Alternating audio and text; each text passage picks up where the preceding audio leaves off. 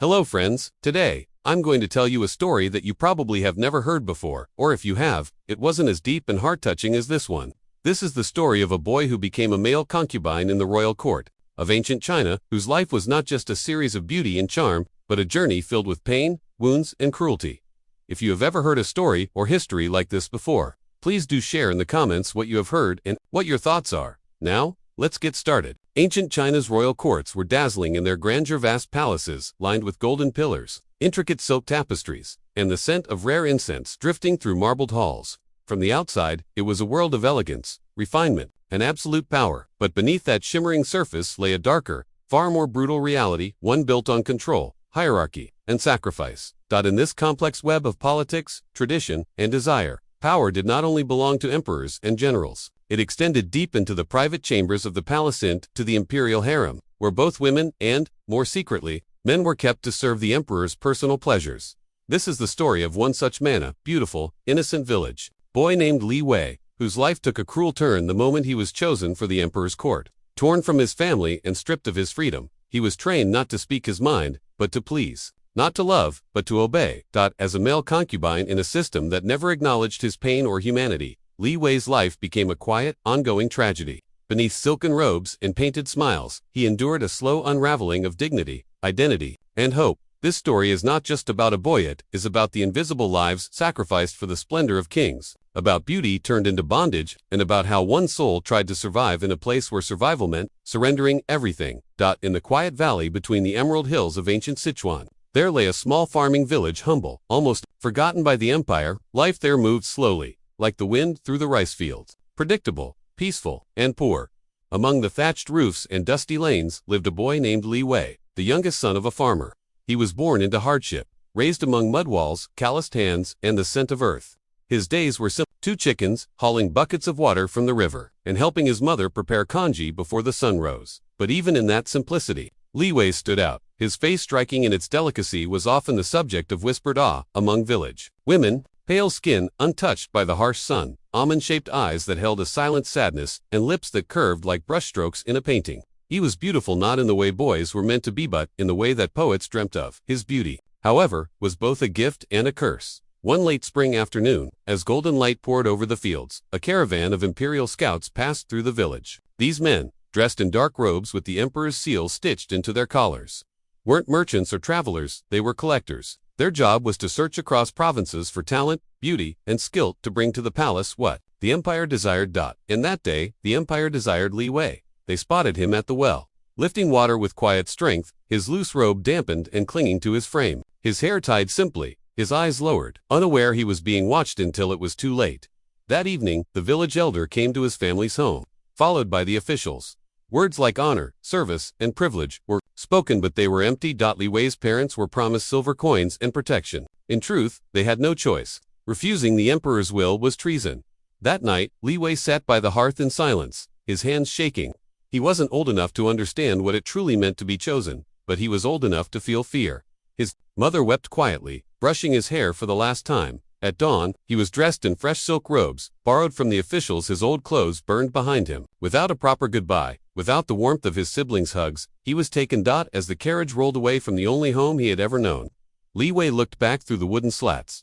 His village shrank into the mist, and so did his past. Ahead of him lay a world he couldn't imagine, a place of golden shadow, power, and silence. He did not know then that he was not going to serve the emperor as a court attendant, or a singer, or a page. He was going to become a male concubine, a possession, a hidden ornament in the vast and secretive chambers of the Forbidden Palace. That was the day Li Wei stopped being a boy from the village and began his journey into the cruel heart of the empire. The journey to the imperial capital was long, 10 days across winding mountain paths, thick forests, and silent roads guarded by imperial soldiers. Li Wei barely spoke. He sat quietly inside the curtained carriage, watching trees blur past, his wrists aching from the silk restraints tied for his safety. He was fed like a guest, but treated like a prisoner. And then, one morning, he saw it, the Forbidden Palace rising like a dream carved out of gold and jade, stretching beyond the horizon. Its massive red walls shimmered in the morning sun, guarded by rows of statues and armed men standing like shadows in armor. It looked like heaven, but it felt like a trap. As Li Wei stepped out of the carriage, his feet touched stone tiles polished smooth by centuries of obedience. He was led through towering gates, each heavier and more imposing than the last. Through courtyards so vast, they swallowed sound. Everything smelled of incense, lacquer, and old secrets. Inside, the palace was a world unto itself. Silk banners floated in the breeze. Eunuchs whispered in corners, and every movement was choreographed like a silent dance. The palace was beautiful, painfully beautiful, but it did not welcome him. It watched him. Li Wei's eyes darted to the ceilings, above painted with dragons and clouds, and to the guards, who stared without blinking. He clutched the folds of his robe tightly, heart pounding like a drum in his chest. He was led into a smaller inner courtyard, known as the Chamber of Silence. There, he met other boys, not servants, not soldiers, just like him, young, delicate, chosen. Some looked numb, others didn't meet his eyes. All had been trained to smile without joy, speak without thinking, and obey without question. That night, he was bathed by strangers, his hair perfumed, his hands scrubbed until they turned red. His old name was taken. He was given a new identity, an imperial concubine intermine, no longer Li Wei, the boy from the village, now merely the fourth petal, one of many. He asked no questions. Questions were not allowed. In the palace, everything had a rule: when to walk, how to bow, where to look. Even your breathing had to be soft and measured, lest you offend someone of higher rank. In rank was everything. Even among concubines, there was a hierarchy based, not on merit or mind, but on appearance, favor, and whim. The emperor's favored ones lived in luxury, while the ignored withered like unused scrolls. Above them all stood the empress and her network of spies, always watching for rebellion or beauty that dared to rise to high. Li Wei quickly learned that the palace did not forgive mistakes. One word out of place could lead to lashes. One glance too long, exile. A whisper heard in the wrong hallway, disappearance. He learned the rituals of the court, the slow movements, the silent greetings, the art of being invisible yet present. He was taught to speak in verses, to pour wine without a splash, to hide every emotion beneath a veil of calm. But no one prepared him for the loneliness. At night, he stared at the ceiling of his cold, gilded chamber, surrounded by silk but aching. For warmth, he thought of his mother's hands, rough and kind, of the wind over the rice fields, of freedom here, in the heart of the empire. He owned nothing, not his name, not his body, not even his thoughts. The palace was not a place of light, as the poets claimed. It was a place of shadows, beautiful, cruel shadows, where power whispered, and humanity vanished. And somewhere deep inside, Li Wei began to understand. This was no longer a journey. This was a lifetime sentence in silk. In the innermost wing of the forbidden palace, hidden behind heavy silk curtains and guarded by silence itself, Li Wei entered the place known only as the Petal Garden. But this was no garden. There were no flowers here, only boys like him, dozens, perhaps more, each stripped of their past, clothed in elegance, and trained to smile like masks carved from porcelain. The training began the next morning. There was no welcome, no explanation, only command: sit straight, lower your gaze, speak only when asked, never forget you are a reflection of the emperor's grace. A tall, stern eunuch named Master Jin ran the training hall. He had once been a concubine himself, decades ago, and now served as a sculptor of boys into perfect objects. To him, Li Wei was not a person. He was a project, a raw stone to be polished, shaped, and offered. Each day followed a merciless rhythm: morning, posture, and movement. Li Wei learned to walk slowly, gracefully, like he was gliding on air. Each footstep had to land in silence. Each gesture rehearsed 1,000 times. Even a blink, even the tilt of his head, had to be practiced before a mirror. Afternoon, expression, and performance. He was taught how to laugh without laughing, how to cry without tears, how to look at a man with longing but never challenge his power. Your smile, Master Jin would say, is not your own. It belongs to the emperor. Evening, obedience. Here the lessons turned darker. They were told how to serve drinks, fold robes, sing.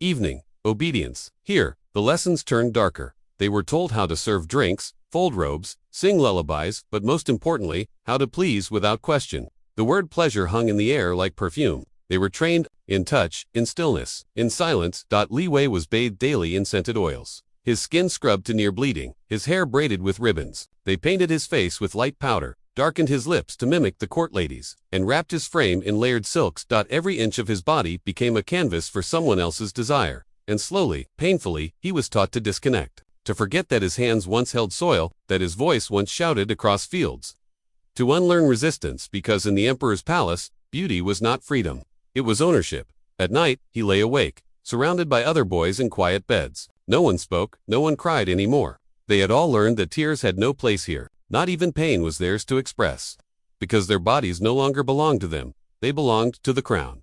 Weeks passed, then months. He began to mirror the others, smiling when told, kneeling on cue, laughing at the right jokes from the right people. On the outside, he was becoming what they wanted, a beautiful shadow, but inside, something was dying. It wasn't just freedom that was taken, it was identity, it was will. It was the quiet voice that once said, "I am now." That voice whispered, "Only serve." And somewhere in the back of his mind, Li Wei began to understand the truth. He was being trained not to live, but to be used. And in the Forbidden Palace, the most dangerous thing he could do was feel. It began with a whisper. A eunuch in red robes approached Li Wei's chamber just after sunset, his face unreadable, his voice barely above breath. "The Emperor has requested you." The words fell like cold water. Li Wei had been prepared for this moment at least. That's what they told him. Trained, groomed, shaped like clay to be flawless, gentle, and ready. But no training could truly prepare the soul for what it means to be chosen, not as a person, but as a possession. He was dressed slowly, deliberately, by silent hands. A robe of midnight blue, threaded with golden phoenix feathers, hair oiled and tied with jade pins, lips touched with red pigment. The scent of jasmine rubbed onto his wrists and collarbone. When he looked into the polished bronze mirror, he did not see a boy, he saw a painting, a symbol, a sacrifice. The walk to the Emperor's private chambers felt endless, through silent corridors lit by red lanterns, past guards who did not blink, past courtyards that felt like dreams, too still to be real. And then, the doors, massive lacquered dragon-carved gates that opened without sound, revealing the private world of the most powerful man in the empire. The Emperor sat, reclined on a raised dais, bathed in warm candlelight. His face was partially hidden. In shadow, his robe, a storm of black and gold silk, flowed like water around him. Power hung around him like a cloak-and-chain absolute. UNCHALLENGEABLE. Li Wei knelt. He did not speak. He did not look up. He had been taught well. The Emperor said nothing at first. He only studied him, as one might study an exotic bird in a gilded cage. A long silence stretched between them, heavy with judgment. Then came the words, soft, icy, are pleasing. That was all. That was enough. A single nod from the Emperor. And Li Wei was led forward. The room faded. The walls dissolved, and the night became a blur of sensation, perfume, and heat. Silk and skin, pain and surrender. There was no gentleness, only ritual. No romance, only power. No voice, only obedience. Li Wei did not cry. He did not scream. He did as he was taught. He smiled, softly, even as his soul trembled. But inside him, something shattered, because now, he understood, this was not a reward. This was not a place of honor. It was a cage, beautiful and suffocating, and he was one of many birds inside it, clipped and trained to sing on command. When it was over, he was dismissed with a wave of the Emperor's hand. Not a word of thanks. Not even a glance. He walked back to his chamber barefoot, his body aching, the robe slipping from his shoulder like fallen dignity. He lay down on the silk sheets and stared at the ceiling for hours. The lanterns flickered. Outside, the palace slept up, but Li Wei had just awakened to the cruel truth that this was not about beauty. This was not about affection. This was about power consuming everything in its path. Anna's first night was only the beginning. In the days following his first night with the Emperor, Li Wei's life changed, not with joy, but with cold, calculating silence. He had been touched, marked, chosen. And in the world of the inner court, that changed everything. Where once he was merely another shadow among shadows, now he was seen, and in the harem of the Emperor, to be seen was both a blessing and a curse. As he walked through the painted corridors of the palace, he could feel it, eyes, dozens of them, watching, measuring, judging, not all of them kind. Some were filled with curiosity, most with resentment, because in the world of imperial concubines, affection was currency, and Li Wei had just become richer overnight. He began to notice the whispers first, soft, cutting murmurs behind silk fans and lowered lashes. Too young, too pale, too favored. Let's see how long he lasts. Others were more direct. His shoes went missing. His bathwater was replaced with cold. Once someone poured ink onto his robes before a ceremony. These weren't pranks, they were warnings, that in this palace, beauty meant competition, and competition invited cruelty. Each concubine, male or female, was like a flower struggling to bloom in a crowded garden, all reaching for the Emperor's rare light. But light could not shine on everyone, so they learned to shade each other. Gossip became a weapon. Friendship was a performance. Lies were whispered into the ears of eunuchs and attendants, then quietly floated upward through the layers of power. Was seen sneaking glances at a guard. He spoke too freely. He carries poison in his sash. False accusations. Crafted rumors. Carefully staged betrayals. And still, through it all, Li Wei was expected to smile. He tried to remain invisible, but it was too late. His mere presence was an insult to those who had spent years climbing the fragile ladder of favor, and now stood threatened by a village boy who had risen too fast. Even among the concubines there was a hierarchy. Those who were dancers, those Who sang? Those who had borne royal children, and those who, like Li Wei, were simply ... beautiful. To them, his youth was arrogance, his quietness, mockery, his sadness, an act. And so, he found himself alone in the most crowded place in the palace. The few who dared speak kindly to him were soon punished, their duties reassigned, their privileges revoked. One boy, soft-spoken and kind, was banished from the petal garden after being seen offering Li Wei a handkerchief. The message was clear. Do not befriend the rising flower. Crush it before it blooms. And yet, through the whispers and the venom, Li Wei endured. He walked with lowered eyes. He bowed with perfect grace. He answered cruelty with silence. But deep within him, something was hardening, something quiet and sharp, a new awareness, a new understanding of survival. Because now, he knew the truth. The emperor may possess his body, but it was the concubines who would try to destroy his soul. And in this war of silken smiles, the deadliest weapons were not swords, they were jealous eyes. In the palace of shadows, where every breath was watched, and every smile measured, love was not only rare, it was dangerous. And yet, it found him. It began quietly, without meaning to. A glance in the corridor. A moment of eye contact that lasted just a heartbeat longer than it should have. A stillness, shared between two people who were never meant to share anything. His name was Jayan, a royal guard, tall, silent, carved from discipline. His armor gleamed, but his eyes were kind. The kind of kindness that didn't need words. The kind that Li Wei hadn't seen since he'd left his village. Their first true interaction came on a rainy afternoon. Li Wei had slipped in the marble garden courtyard, his embroidered slippers slick with wet petals. Before he could fall, was their arms steady, gaze locked with his. Are you hurt? He asked softly. Li Wei shook his head, but his heart was no longer steady. From that day forward, Jian was always near, posted near his quarters, escorting him on walks, always silent, always watching. In the moments grew longer. A few stolen words beneath the plum tree. A faint smile passed like a secret scroll. A flower left on the edge of a stone bench. No signature, just understanding. In the silence of the palace, they found each other. Li Wei began to feel human again. When he spoke to Jayan, it wasn't as a concubine, or a possession, or an ornament. It was as Li Wei, the boy from the village. The boy who once laughed in the rain and held his mother's hand. And Jian listened. He never asked for more, never touched without permission. But his presence became a comfort. A light in the suffocating dark. Li Wei knew the rules of the harem. Love no one. Trust no one. Speak of nothing. Even hatred had to wear a polite mask. And love had to be buried deeper than secrets, deeper than sorrow. But love is a rebellious thing. It grows even where it's not allowed. So they continued, quietly, carefully, one moment at a time. A brush of hands beneath silk sleeves, a shared smile across a crowded court. A brief meeting in the moonlight where no words were spoken, only breath. Only silence. In those brief moments, Li Wei didn't feel like a prisoner. He felt alive. He felt seen. But the walls of the palace are not made of stone alone. They are made of ears. And soon, the whispers began. A concubine showing too much interest in a guard lingering too long near the petal garden. A flower blooming where it should not. Li Wei's nights grew restless. Jian became distant. His postings changed. Their stolen moments grew fewer. The palace was shifting, watching, and yet, despite the risk, despite the danger, despite the certainty of punishment, Li Wei did not let go, because for the first time in his hollow gilded life, he had found something that was truly his, a feeling, a connection, a forbidden love. And even if it was doomed, even if it would cost him everything, he would not trade it for anything the emperor's favor could offer.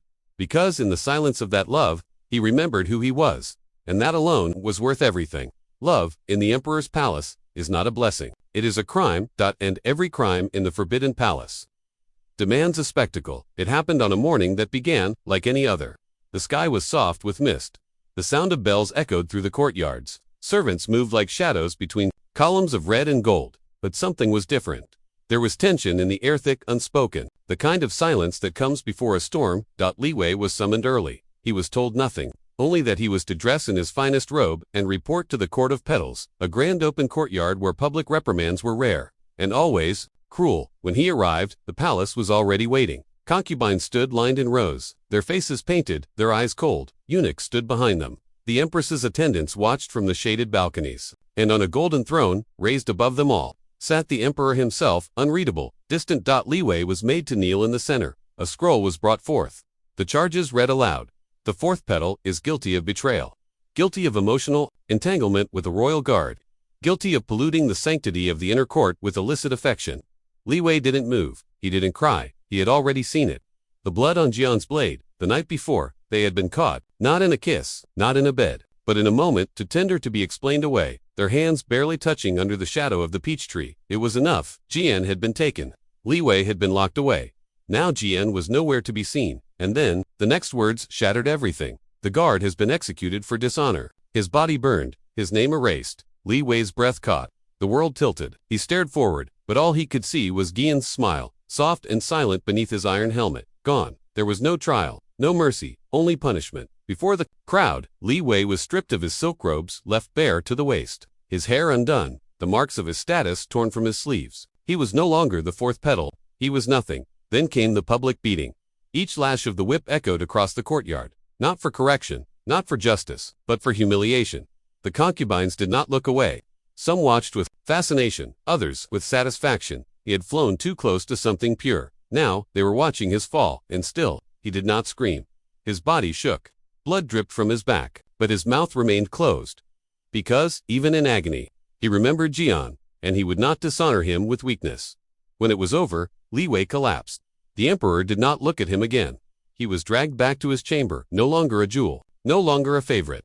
Just a boy, broken and discarded. The silence of the palace returned. But something inside Li Wei had changed forever. The harem had taken his body. It had taken his freedom. Now, it had taken his love. What remained was not Li Wei, the boy from the village. Not even the concubine once favored. What remained was a soul scorched by betrayal, stitched together by silence, and burning with something new. Not love, not hope. Resolve. Li Wei's world had shattered. The bright spark of hope, the fragile warmth of love, all reduced to ash. Now, he was no longer a boy with dreams. No longer a beautiful petal in the emperor's garden. He had become something far darker, a broken soul, trapped in a gilded cage. The emperor no longer saw Li Wei as a person. He saw a toy, an object to be played with, dressed and undressed, praised and punished, cherished one moment and discarded the next. Like a delicate porcelain doll on a grand stage, Li Wei was displayed to the court, adorned with jewels and silks when favor smiled upon him, stripped of dignity and left in shadow when displeasure fell. There was no kindness in the emperor's gaze anymore, only cold calculation. He summoned Li Wei when it suited him, using him to impress visiting dignitaries or to assert dominance over rival factions within the palace. When the emperor wanted a smile, Li Wei had to produce it. When he wanted silence, Li Wei had to disappear like a ghost. Every touch, every glance from the emperor was a reminder. You belong to me. And with every command, the chains around Li Wei's spirit tightened. He was a puppet, a marionette dancing on invisible strings. Pulled by ruthless hands, the boy from the village had vanished. In his place was a shadow, a man hollowed out by power, pain, and loss. Yet beneath this shattered surface, something still flickered, faint but unbroken, a whisper of resistance, because even slaves, no matter how broken, can sometimes find the strength to dream of freedom. Beneath the dazzling chandeliers and behind the thick embroidered curtains of the imperial palace, a different kind of light flickered, one of danger, of hope, of whispered promises. Whispers. Soft, secret, dangerous, a murmuring undercurrent of rebellion. Somewhere in the shadows, a few brave souls had begun to question the cruelty of the emperor's reign. They spoke in hushed tones, their voices barely rising above the rustle of silk. Plots were formed behind locked doors, alliances forged in silence. Li Wei, trapped in his gilded prison, felt the tension in the air like a distant storm. His heart, once heavy with resignation, began to beat differently, uneasy, restless. Awake, he overheard fragments of conversations. Justice will come. The throne is built on bones. The time is near. Inside him, a spark flickered. Could there be another way? Could he escape the cycle of pain and powerlessness? But the palace was a labyrinth of eyes and ears. Even the softest word could become a blade. Li Wei knew this truth all too well. His body was bound to the emperor's will. His fate tied to a game far bigger than himself. To speak was to invite death. To act was to risk everything. So he stayed silent. But inside, his spirit roared. He was no longer just a broken toy. He was a witness, a prisoner yearning for freedom. And somewhere, deep within the palace's walls, the seeds of rebellion were taking root. Li Wei's heart told him, this cruelty need not last forever. But fear and survival kept his lips sealed. For now. In the fragile world of the imperial palace, even the smallest spark can ignite a devastating fire. A careless word, a secret revealed, a moment of weakness. That was all it took. The flames of rebellion that had been whispered in shadows suddenly burst into blinding light. Halls once silent with fear, now echoed with chaos. Guards clashed with conspirators. Alliances shattered like porcelain. The very foundations of the dynasty began to crumble. Li Wei watched as the world he knew tore itself apart. Those who had ruled with iron fists, the emperor, the empress, the court nobles, were caught in the storm of their own making. Fears turned into panic. Power became a weapon used against itself. Many who had once sneered at Li Wei now fell victim to the same ruthless hands. They had wielded against others. The palace was no longer a place of beauty and silk. It was a battlefield, a place of smoke, blood, and shattered dreams. But in every fall, there is destruction and loss. All survived. Many innocents were crushed beneath the weight of ambition and revenge. Li Wei, broken, yet still breathing, understood now, more than ever, the fall of a dynasty leaves behind more than just ruins. It leaves behind scars. Scars on the land, on the people, and deep within the hearts of those who lived to see the end. As the dust settled, and the fires died down, one truth remained clear. Even in the darkest nights, the dawn waits patiently to rise. But at what cost? Time moves differently in the wilderness. Far from the cold marble halls of the palace, beyond the whispered secrets and shattered dreams, Li Wei's story finds its final breath. He was found alone, broken, and silent in the quiet corner of a dense forest, where the sun barely kissed the earth. His body bore the marks of pain. His eyes held the weight of countless sorrows. Yet there, in that solitude, something strange and beautiful endured. Freedom, no more chains, no more whispers, no more cruel games of power and possession. Li Wei's last days were spent in the embrace of nature's gentle quiet. Birds sang above him, a delicate, haunting melody, a song of loss, a song of survival, a song of a soul that refused to be silenced. His story, once hidden behind palace walls, was finally told. Writers and travelers spoke of the boy who had been a concubine, a prisoner of beauty and desire. They wrote of his pain, his courage, and the tragic truth that when the body is separated from the spirit, only suffering remains. Li Wei's tale became a warning and a memory, a reminder that behind every beautiful face, behind every royal favor, lies a human heart, and that true freedom, the freedom of the soul, is worth more than any crown or kingdom. As the last notes of his song faded into the wind, one truth remained clear. Though his body was broken, his spirit would live forever.